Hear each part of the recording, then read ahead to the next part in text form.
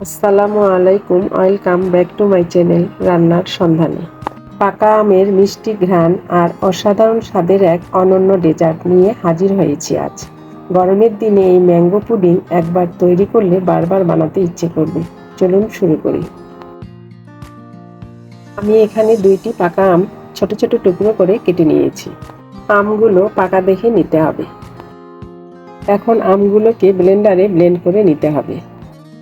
আমি আমগুলো ব্লেন্ডারে ঢেলে দিচ্ছি। এখানে কোনো পানি দেওয়া যাবে না। আমার আমগুলো ব্লেন্ড করে নেওয়া হয়ে গেছে। এবার একটা বাটিতে ছাঁকনি দিয়ে আমগুলো ছেঁকে নিচ্ছি। যদি কোনো আঁশ থাকে তাহলে বের হয়ে যাবে।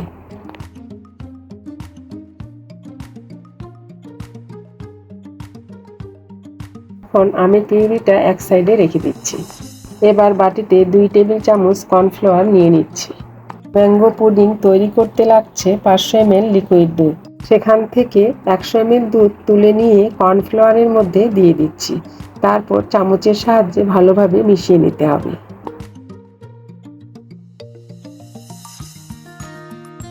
মিশিয়ে নেওয়া হয়ে গেলে এক সাইডে রেখে দিচ্ছি। এবার মিডিয়াম হিটে দুধটা জাল করে নিচ্ছি।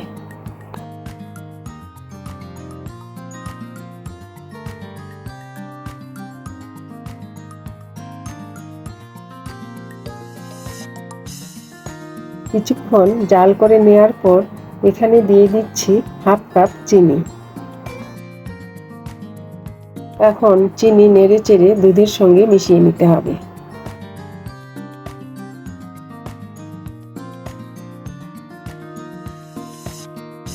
দুধটা জাল করতে করতে যখন 200 ml হয়ে আসবে তখন নামিয়ে ঠান্ডা হতে দেব। তারপর আমি ঠান্ডা দুধের মধ্যে আমের পিউরিটা ঢেলে দিচ্ছি। চুলাটা আমি কিন্তু এখনো অন করিনি। এবার হ্যান্ড উইচ দিয়ে ভালোভাবে মিশিয়ে নিতে হবে।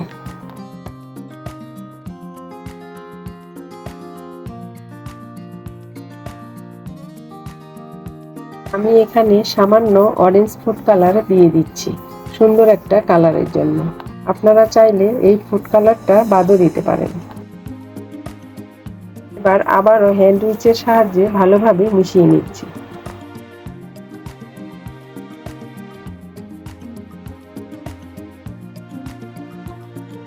মিশিয়ে নেওয়া হয়ে গেলে আমি চুলাটা অন করে দিচ্ছি। 3 থেকে 4 মিনিটের মতো নেড়ে চেড়ে জাল করে নিচ্ছি।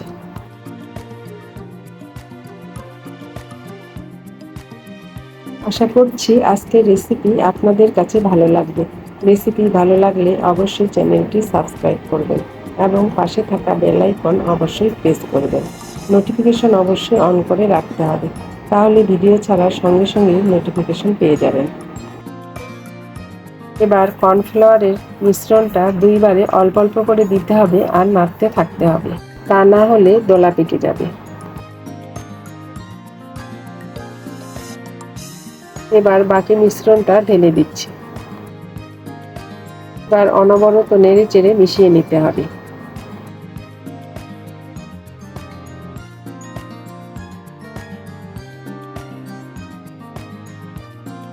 মিশ্রণটা খুব ভালোভাবে জাল করে নেওয়া হয়ে গেল।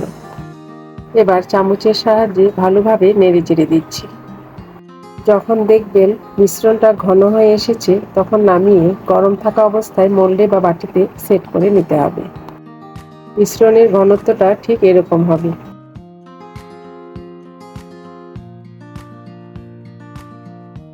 মোল্ডে আমি আগে থেকে সামান্য তেল মাখিয়ে রেখেছিলাম। এবার মিশ্রণটা দিয়ে দিচ্ছি।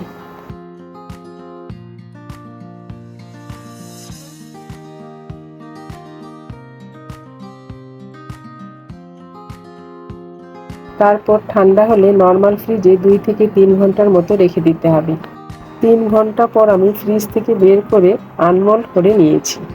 তৈরি হয়ে গেল আমার ম্যাঙ্গো পুডিং।